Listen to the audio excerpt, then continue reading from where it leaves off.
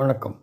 இப்போது மகாராஷ்டிராவில் வந்து பார்லிமெண்ட்டில் வந்து 48 எம்பிக்கு கம்மியாக கிடச்சிது. பாதிக்கு பாதி கூட இல்லை.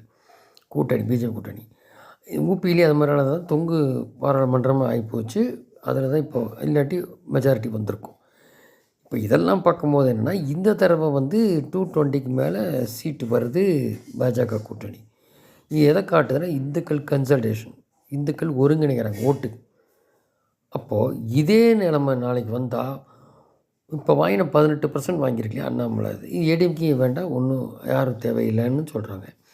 அப்போ இன்னி வந்து ஏற்கனவே 12% இருக்கிற அண்ணாமலையோட பாஜகவுக்கு மட்டுமே இன்னும் டபுள் % ஆகும்.